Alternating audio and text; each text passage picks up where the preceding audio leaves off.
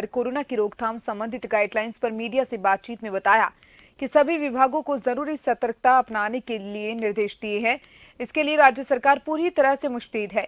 इतना ही नहीं, कोरोना से बचाव के लिए वैक्सीनेशन ड्राइव और बूस्टर डोज लगाए जाने पर भी राज्य सरकार का विशेष ध्यान है, ताकि भविष्य में कोरोना जैसे संक्रमण से बचा जा सके।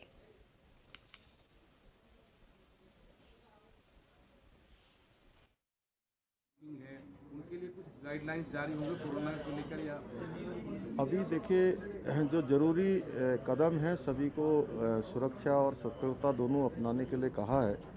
राज्य सरकार ने सभी प्रकार की जो व्यवस्थाएं हैं, सभी प्रकार की तैयारियां हैं वो करी हुई है। और हम एक तो वैक्सीनेशन पर जोर दे रहे हैं। वैक्सीनेशन हमारा पहले भी 100% हुआ है, जो रह गया है उसको पूरा कर रहे हैं और बूस्टर डोज लगाने की प्रक्रिया प्रारंभ कर दी है।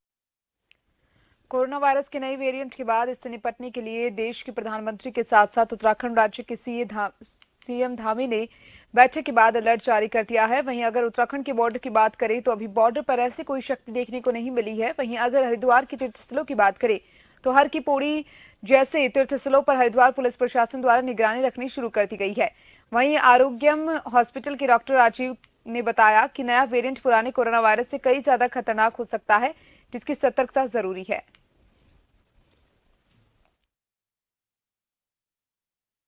जो सावधानी थी, हमें हमेशा की तरह हमें मास्क लगा के चलना है, 2 गज दूरी बना के रखनी है लोगों से, जितना हो सके हमारे अपनी इम्यूनिटी को स्ट्रांग रखना है, अच्छे खान पान पे ध्यान देना है।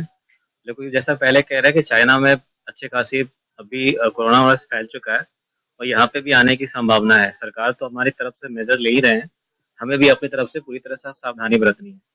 क्योंकि लोग तो, उनका कहना है, साइंटिस्टों का कहना है कि अभी थोड़ी ये स्ट्रेन खराब है पहले की अपेक्षा, ये ज़्यादा इन्फेक्टिव है और ज़्यादा खतरनाक भी हो सकती है, पर अभी कुछ कंफर्म नहीं है, ये बस कहने की बात है। लेकिन फिर भी अपनी तरफ से हमें पूरी सावधानी बरतनी है जितना हो सके। लोगों ने जो पहले कोविड में त्राहिमाम देखा है ना, इतनी परेशानी उठाई है भाई, खाने का भी, पीने का भी, रोड भी बंद, तो इतनी परेशानी हुई है लोगों को। तो अब लोग इतने जागरूक हो गए कि जब से ओमिक्रॉन का नाम सुना है ना, कि जब से सब लोग बहुत ही बस भीड़ भाड़ वाले क्षेत्र में ज़्यादा या कहीं भी ऐसा जाना पसंद नहीं कर रहे। मास्क का भी यूज कर रहे हैं, ठीक है। गवर्नमेंट को बताने की तो जरूरत है नहीं, बचाव के लिए क्या क्या करना पड़ेगा, लेकिन ये है उन्हें सब पता है। और हमारा प्रशासन और हमारे मुख्यमंत्री यहाँ उत्तराखंड के, ठीक है, उन्होंने सुबह ही मैसेज डाला है, सबको पता भी चल गया। तो ज़्यादातर सभी ध्यान दे रहे हैं चीज़ पे कि ओमिक्रॉन ज़्यादा ना बढ़े, ठीक है। जो दिक्कत प्रॉब्लम कोविड में हुई थी उसका बचाव लोग ज़्यादा से ज़्यादा करेंगे। उत्तराखंड विधानसभा में धर्मांतरण कानून को सख्त करने संबंधित विधेयक के पास होने के बाद उत्तराखंड के राज्यपाल ने भी उत्तराखंड धर्म स्वतंत्रता संशोधन विधेयक 2022 को मंजूरी दे दी। राज्यपाल की मंजूरी के साथ ही अब यह अधिनियम राज्य में प्रभावी रूप से लागू हो गया। इस अधिनियम के अनुसार उत्तराखंड में प्रलोभन या जबरन कराए जाने वाले धर्मांतरण पर 10 साल की सजा के साथ 50,000 के जुर्माने का प्रावधान किया गया, जबकि धर्मांतरण कराने वाले किसी भी व्यक्ति पर आरोप सिद्ध होने के बाद पीड़िता को 5 लाख रुपए देने का भी प्रावधान किया गया है। उत्तराखंड के मुख्यमंत्री पुष्कर सिंह धामी का कहना है कि राज्य में धर्मांतरण को रोकने के लिए सख्त कानून की आवश्यकता थी, जो राज्यपाल की मंजूरी मिलने के बाद लागू हो गया है।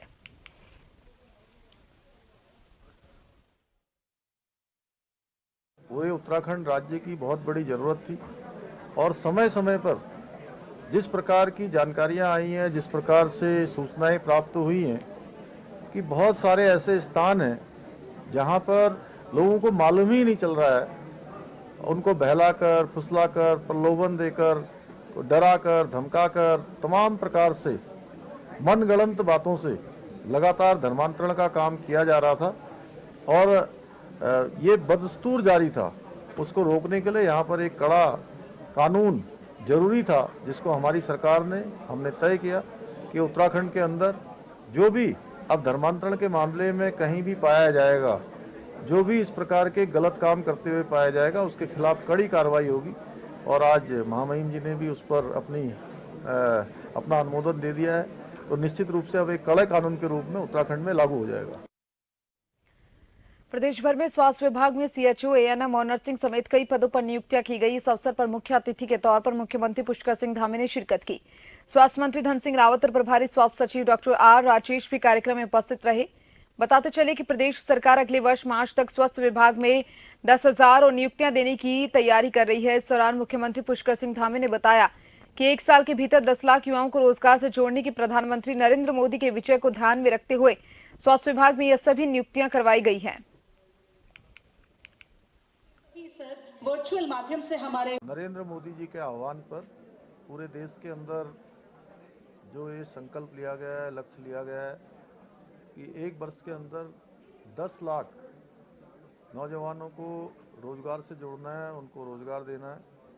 उसी क्रम में हम लोगों ने उत्तराखंड के अंदर भी इस अभियान को प्रारंभ किया है और आज हेल्थ डिपार्टमेंट में CHO 604 के आज जो प्रमाण पत्र हैं, नियुक्ति पत्र हैं, उनको प्रदान किए गए हैं और निकट भविष्य में ये क्रम हमारा लगातार चलता रहेगा। उत्तराखंड के अंदर जितनी भी हमारी ये रिक्तियां हैं, जितनी भी नियुक्तियां होनी है, उन सभी पर हम नियुक्तियों की प्रक्रिया को प्रारंभ कर रहे हैं और तेज़ी से इस पर काम चल रहा है। लोक सेवा आयोग में भी अभी 7,000 पदों पर भर्ती की प्रक्रिया प्रारंभ चल रही है और जो 20,000 के लगभग पद हमारे खाली हैं, उन सभी को भी जल्दी ही उनके अध्याचन निकाले जाएंगे, उनकी प्रक्रिया भी प्रारंभ की जाएगी। सिर्फ मैं ही नहीं, यहाँ पर जितने भी मेरे साथीगण नियुक्ति पत्र प्रदान किए गए हैं, उन सभी की तरफ से मैं कहना चाहूँगा कि बहुत बहुत धन्यवाद सर आपका, हमें रोजगार प्रदान करने के लिए। उत्तरकाशी में आज भाजपा प्रदेश महामंत्री आदित्य कोठारी कार्यकर्ताओं के बीच पहुंची, जहां कार्यकर्ताओं ने बड़े उत्साह के साथ भाजपा प्रदेश महामंत्री का स्वागत किया।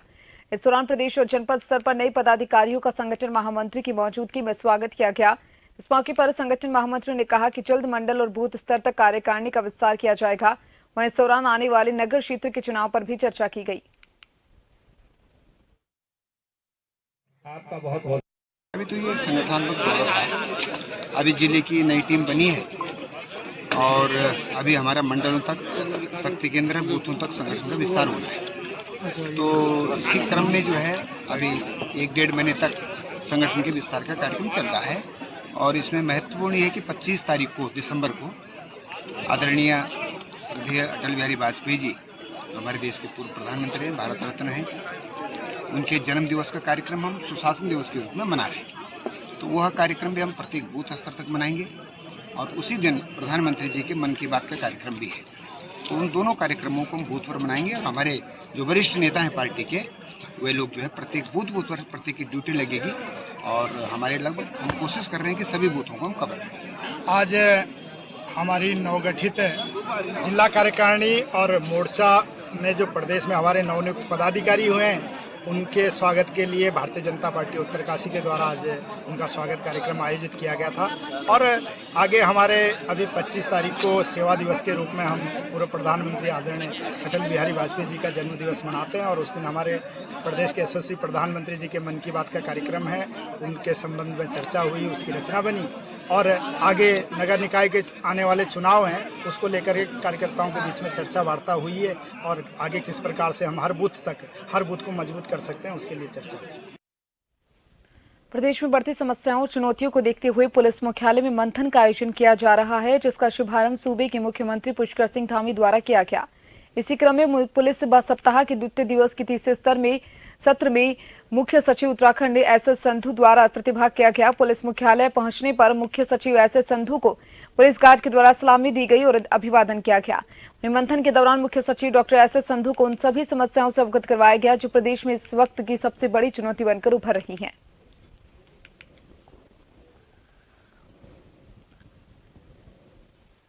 काशीपुर में आज बहुजन समाज पार्टी के लोकसभा प्रभारी और महानगर अध्यक्ष के नेतृत्व में पार्टी के दर्जनों पदाधिकारियों और कार्यकर्ताओं ने श्रम विभाग और समाज कल्याण विभाग में धांधली का आरोप लगाते हुए उपजिलाधिकारी कार्यालय पहुंचे, जहां उन्होंने मुख्यमंत्री के नाम ज्ञापन उपजिलाधिकारी को सौंपकर जांच की मांग की।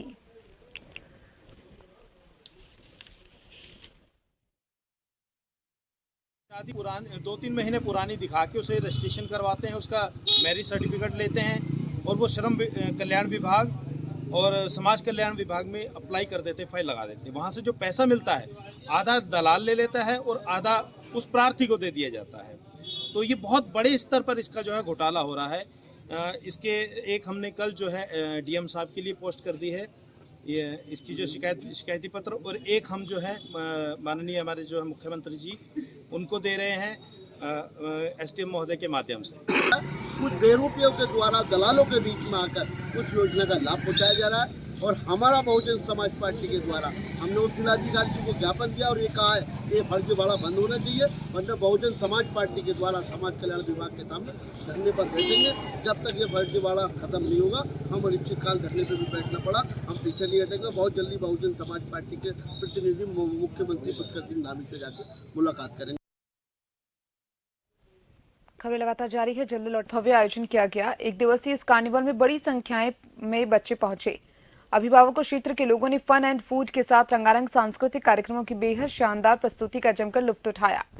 विंटर कार्निवल में बच्चों की गेम, फास्ट फूड और गढ़वाली व्यंजन के साथ पंजाबी ढाबा का संचालन जहां भूमि महिला समूह के द्वारा किया गया, तो वहीं झूले और विभिन्न गेमों में बच्चों ने खूब मस्ती की। सांस्कृतिक कार्यक्रमों में जहां स्कूली बच्चों ने शानदार कार्यक्रम प्रस्तुत किए, तो वहीं बॉलीवुड सिंगर ध्रुव कौल और उनके बैंड की बेहद मनमोहक प्रस्तुति को जमकर सराहा गया। कार्यक्रम में ब्लॉक प्रमुख भगवान सिंह पोखरिया, लाल तप्पड़ पुलिस चौकी इंचार्ज नवीन डंगवाल के साथ होली एंजल स्कूल के एमडी आकाश बछेती और तमाम लोग कार्यक्रम में मौजूद रहे।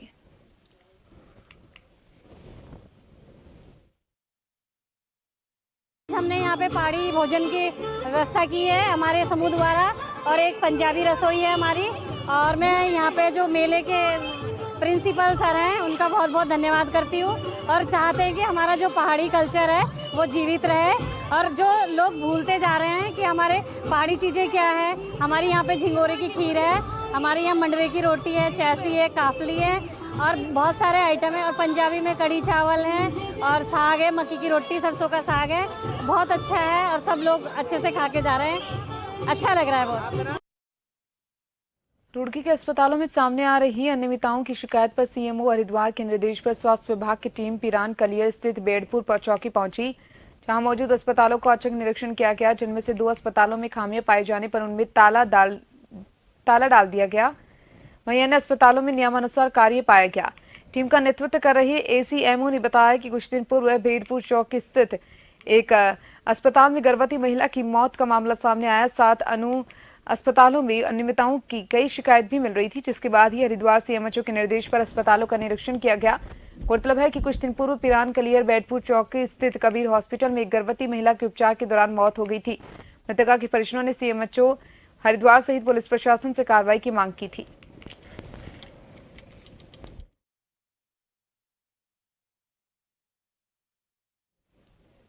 कोटद्वार क्षेत्र के गोखली मार्ग पर एक आवारा सांड ने व्यापारी पर अचानक हमला कर गंभीर रूप से घायल कर दिया। घायल व्यक्ति के सिर पर और पैरों में गंभीर चोट आई है। घायल व्यक्ति को स्थानीय व्यापारियों द्वारा 108 की मदद से बेस हॉस्पिटल कोटद्वार पहुंचाया, जहां घायल व्यक्ति का उपचार जारी है।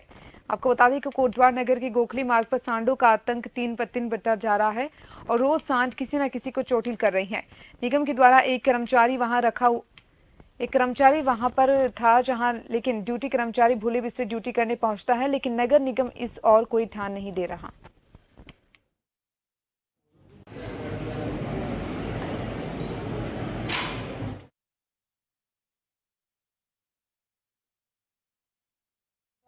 इसमें यही है कि नगर निगम व्यापारियों को केवल सता रहा है, पंजियों के नाम पे खूब चालान भी काट रहा है, सब्जी वालों को कर रहा है, लेकिन इन सांडों का कोई इलाज नहीं कर पा रहा है नगर निगम। बार बार हम लोग कह रहे हैं कि इन सांडों की अलग से व्यवस्था की जाए। शहर में ना कोई पार्किंग है इस टाइम, और अब कस्टमर अगर दुकान पे अगर हमारी आता है तो 2 व्हीकल तो कस्टमर के हो गए, 2 दुकानदार के हो गए, बाकी कहाँ जाएंगे कस्टमर। और नगर निगम की गाड़ी आ रही है, उनके चालान काट के जा रही, कस्टमर ने आना बंद कर दिया। रास्ता इन सांडों ने इतना ज़्यादा दुखी कर रखा है कि कस्टमर बिल्कुल भी नहीं आ रहे हैं। इस हादसे में यही है कि सांड इतने ज़्यादा आतंकी हो गए हैं कि वो अब किसी को नहीं छोड़ रहे हैं। यहाँ तक कि लोग अगर थैले में सब्जी भी ले जा रहे हैं, सब्जी भी खा ले रहे हैं उनकी, और उनको मार रहे हैं, घायल कर रहे हैं खूब। हरिद्वार में अतिक्रमण हटाओ अभियान के चलते कनखल स्थित झंडा चौक पर जगह पर अवैध कब्जों पर प्रशासन का बुलडोजर चढ़ गया। जिलाधिकारी विनय शंकर पांडे ने अतिक्रमण हटाओ अभियान को और गति देने के लिए शुक्रवार को ज्वालापुर शहर में चल रहे अतिक्रमण हटाओ अभियान का जायजा लिया, जहां झंडा चौक के चारों तरफ से अवैध अतिक्रमण हटाकर कनखल के झंडा चौक स्थित क्षेत्र का डिजाइन तैयार करके नगर निगम या HRDA से इस क्षेत्र का सुंदरीकरण कराया जाएगा। हरिद्वार विधायक शंकर पांडे ने कहा कि क्षेत्र में किसी भी तरह के अवैध अतिक्रमण करने वालों को बख्शा नहीं जाएगा। वहीं डीएम हरिद्वार विनय शंकर पांडे द्वारा भारत माता मंदिर के संचालक और परामर्श निकेतन और भूमा प्रदान किया है, उसके लिए प्रशंसा की गई।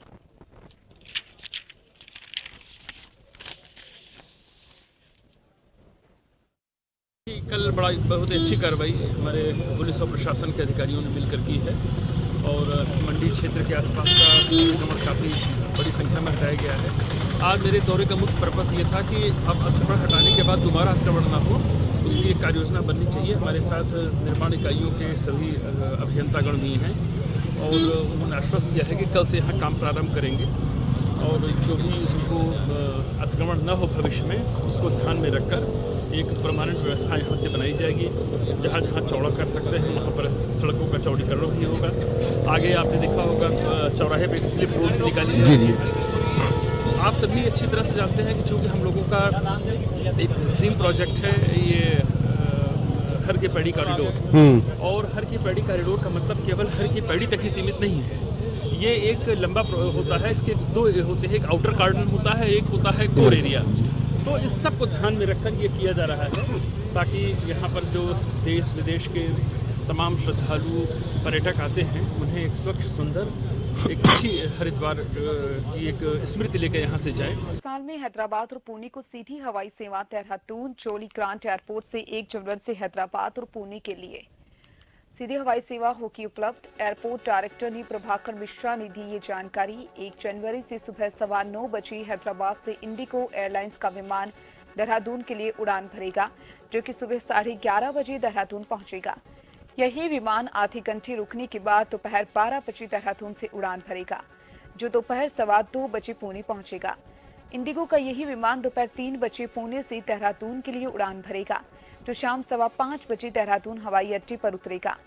विमान देहरादून से शाम 5:55 पर हैदराबाद के लिए उड़ान भरेगा और रात्रि 9:40 पर हैदराबाद पहुंचेगा। डायरेक्टर प्रभाकर मिश्रा के अनुसार देहरादून के हैदराबाद और पुणे के लिए लंबे समय से यात्रियों की ओर से मांग की जा रही थी, जिसको देखते हुए यह हवाई सेवाएं शुरू की जा रही हैं।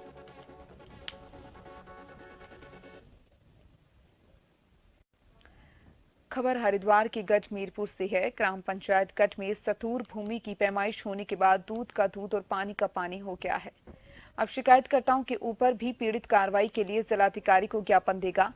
पीड़ित इंतजार अली का कहना है कि उनके ऊपर जिन लोगों ने झूठे आरोप लगाकर उनके मान सम्मान को ठेस पहुंचाई है, उनके खिलाफ वह जिलाधिकारी को लिखित शिकायत करेंगे।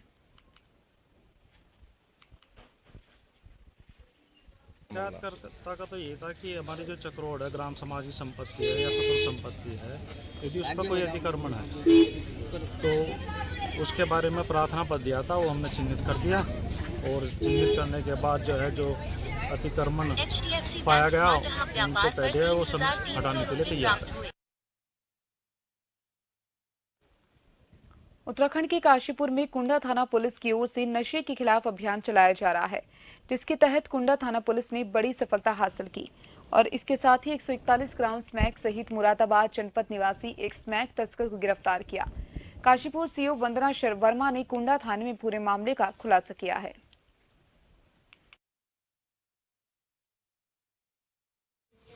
ये वरिष्ठ पुलिस अधीक्षक महोदय के निर्देशों के क्रम में ये लगातार हमारी ये अवैध मादक पदार्थों के खिलाफ कार्रवाई जारी है। इसी क्रम में ये कुंडा पुलिस को एक बड़ी सफलता कल हाथ लगी है।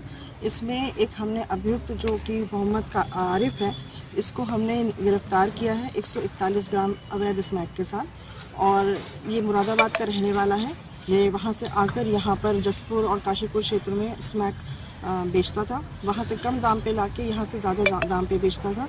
तो इसके पास से साथ में एक अपाचे मोटरसाइकिल मिली है जो इसी के नाम पर रजिस्टर्ड है, साथ में इसका एक मोबाइल फ़ोन मिला है और 141 ग्राम स्मैक है। तो इससे आवश्यक पूछताछ करने के बाद ये तथ्य प्रकाश में आए हैं कि पहले भी इस प्रकार यहाँ आता रहा है और ये इस प्रकार से काम करता है और वर्तमान में इसका माननीय न्यायालय के समक्ष इसको पेश किया जा रहा है और इसमें और भी लोग अगर इन्वॉल्व हैं तो उनकी भी हम लोग CDR के माध्यम से उनको भी लिंक इसमें किया जाएगा। और इसमें इन दिनों जंगली हाथी आबादी क्षेत्र में और खेतों में घुसकर गन्ने की फसल के साथ ही लोगों के मकान और प्लॉट की चारदीवारी को नुकसान पहुंचा रहे हैं। आज टोईवाला तहसील के नागल ज्वालापुर गांव के किसान मधु बोरा की जंगल से आई हाथी ने पहले चारदीवारी को तोड़ा और उसके बाद गन्ने की फसल को तहस नहस कर बर्बाद कर दिया। किसान को सुबह पता चलने पर उसने फॉरेस्ट विभाग के कर्मचारी को बताया तो मौके पर पहुंची वन दरोगा ने नुकसान का जायजा लेकर रिपोर्ट बनाने की बात कही। साथ ही कहा कि पीड़ित किसान के नुकसान का मुआवजा जल्द लिया जाएगा।